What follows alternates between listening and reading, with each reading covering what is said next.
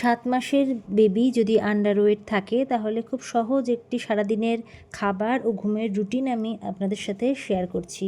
যেমন সকালে ওঠার সাথে সাথে সে প্রথমে খাবে দুধ খাওয়ার পরে মোটামুটি 1 ঘন্টা থেকে 1.5 ঘন্টা পরে কলা, পাকা কলা একদম ম্যাশ করে অথবা পেঁপে স্ম্যাশ করে 2-3 চামচ মতো, বা চাইলে সেটা দুধের সাথেও মিশিয়ে দেওয়া যেতে পারে। 1.5 ঘন্টা বা 2 ঘন্টা পর আবারও যদি চায় সে তাহলে আবারও দুধ নিতে পারে। এরপরে বাচ্চাকে একটু ঘুম পাড়িয়ে দেবেন। আর এক্ষেত্রে যেহেতু 6 মাস সবেই হয়েছে তাই সবচেয়ে ভালো হলো ব্রেস্ট মিল্ক, যতবার চায় ততবার দিতে হবে। তারপরে দুপুরবেলাতে লাঞ্চের জন্য একদম নরম করে খিচুড়ি, মানে পুরো গলিয়ে দিয়ে চাল অথবা মুগের ডাল, তার সাথে যে কোনো একটা হয় আলু অথবা গাজর অথবা কুমড়ো দিয়ে একটা খিচুড়ি বানাবেন। সেটার সাথে অল্প ঘি অথবা তেল দিয়ে খিচুড়িটা বানাবেন, এটা ওজন বাড়াতে সাহায্য করে। এরপরে যদি আবার ঘুম পাড়ানো সম্ভব হয় তাহলে একটুখানি ছোট্ট একটা ন্যাপ নেবে। এরপর বিকেলবেলায় উঠে আবার ব্রেস্ট মিল্ক এবং তারপরে আরেকবার ছোট্ট ঘুম। বিকেলবেলায় মোটামুটি যদি 5টা 5:30টায় ঘুম থেকে ওঠে তাহলে সিদ্ধ ডিমের যে কুসুমটা সেইটা দেবেন, অথবা সুজি অথবা সেমাই নরম করে একদম রান্না করে তারপরে খাওয়াবেন। এরপরে চলে আসছে একেবারে রাতের ডিনারটা একটু আগেই করলেই ভালো, 7টা থেকে 8টার মধ্যে।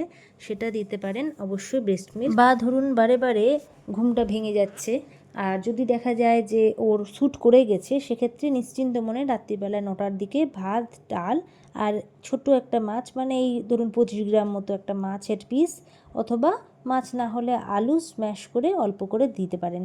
আর তারপরে যদি বাচ্চা ঘুমিয়ে যায় কিছুক্ষণ পর, মানে কিছুক্ষণ পর বলতে 1 ঘন্টা অবশ্যই জাগিয়ে রাখবেন। তারপরে যদি ঘুমিয়ে যায় 10টার দিকে বা 11টার দিকে যদি ঘুমিয়ে যায়, সেই সময় ঘুমানোর আগে একবার ব্রেস্ট ফিড করানো যাবে। এই ব্রেস্ট ফিডে অনেক ওজন বাড়ে আর কি, তো সেই জন্য খুব ভালো।